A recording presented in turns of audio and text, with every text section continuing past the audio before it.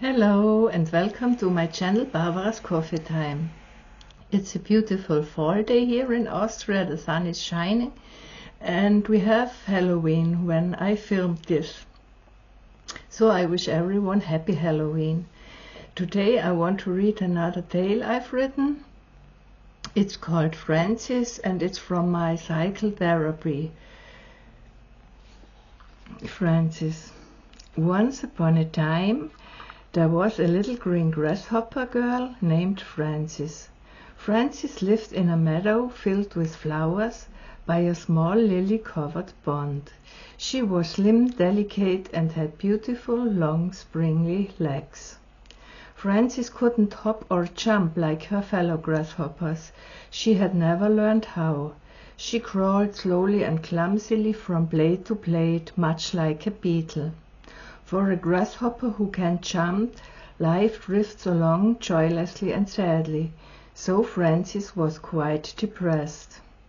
Her only friend was Rudy, a budgy, blessed potato beetle who moved even slower than she did. When not busy with his favorite activity, eating, he enjoyed philosophizing. "Life is what you make of it," was one of his favorite sayings, which Francis often heard when she bemoaned her sad fate. This was little help to her and did nothing to lift her spirits. Rudy had long hoped to marry Francis, though she could never return his affection. The little grasshopper girl dreamed of a love with a clever dull green grasshopper with whom she could effortlessly and gracefully leap across fields. One day something happened that would change Francis' dull grasshopper life forever. While out walking with Rudy, she happened upon a spot where young grasshoppers were training for the national cricket jumping team. Francis was entranced. She watched fascinated as the little grasshopper repeatedly jumped over the same blade of grass. She was even more captivated by the trainer who was giving instructions and tips to improve their technique.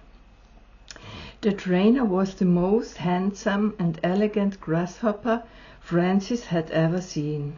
His slim green body shimmered softly in the sunlight. His leaps were so gracefully they looked like flight. "If only I could jump like that," Francis sighed dreamily. Rudy grumbled sourly, "Stick to what you're good at," and dragged Francis away, annoyed. Francis couldn't forget the training crickets. Every morning she snuck out early to watch the grasshoppers in their work. She memorized some of their moves and jumps, practicing on her own, hopping over leaves and stones. Alone she didn't get far and soon grew weary of her solitary training. Sip of coffee. More than anything, Francis wanted to meet the handsome grasshopper trainer so she could improve her jumping skills with him. She was too shy to approach him and share her hopes, so she tried to get noticed in her own way.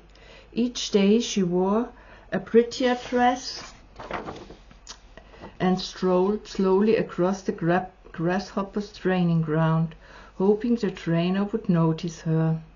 One time she dyed her green antennae a bright red to catch his eye. Nothing seemed to help. The tall green grasshopper was so engrossed in his work that he paid no attention to Francis. Rudy the potato beetle declared her completely mad, rambling on grumpily in his philosophizing. He didn't care if Francis had green, red, or even blue antennae. He just wanted her time for himself. Francis could no longer suppress her desire to learn to jump, so one day she summoned all of her courage and approached the handsome grasshopper trainer. "Hello, I'm Francis," she whispered shyly, "and I want nothing more than to learn to jump like you. Do you think that's possible?" "Anything is possible," replied the beautiful trainer grasshopper, whose name was Felix.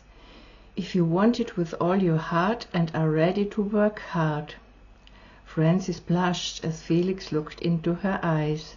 "Please, teach me to jump," she asked. "All right, but you'll need to practice every day and not be afraid of setbacks." They began the training that very day. Frances practiced takeoffs from crouches, various long and high jumps, as well as her flight and landing phases. She was amazed at what her springly legs could achieve. It was inevitable that Frances fell madly in love with Felix. This love, however, was very sad, because it was hopeless. There was an age-old rule of the woods and fields that forbids teachers from having romantic relationships with their students. This often made training with Felix very hard for Frances. When evening came and fireflies waltzed to the crickets' nighttime serenade, as Felix lectured on jump and landing theory, Frances struggled to focus. Her mind was filled with far more romantic ideas than jumping techniques. Despite it all, Frances made progress and was soon able to participate in her first jumping competition. There were moments when she felt she couldn't go on and was ready to give up her training altogether.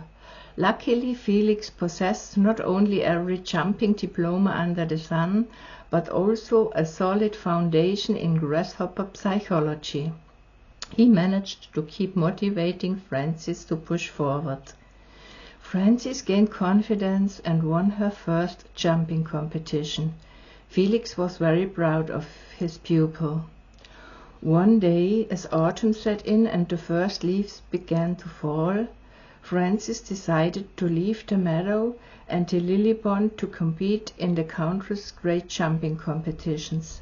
She bade farewell with a heavy heart to Felix and Rudy and set off to seek her fortune. In the evenings, Felix often sat alone on a blade of grass, gazing at the starry sky and listening to the crickets' nighttime song. He sometimes thought of Frances. Had she found happiness, or was she lonely somewhere? He didn't know. He was only certain about one thing. Frances had found confidence in herself and her own abilities, and that, after all, is the most important thing a grasshopper can find. I hope you liked the story. I wish you a beautiful rest of the day or a good night, wherever you hear this. If you like the story, please leave a like or comment or subscribe to my channel. I will see you the next time. If you want to join me, bye, take care, Barbara.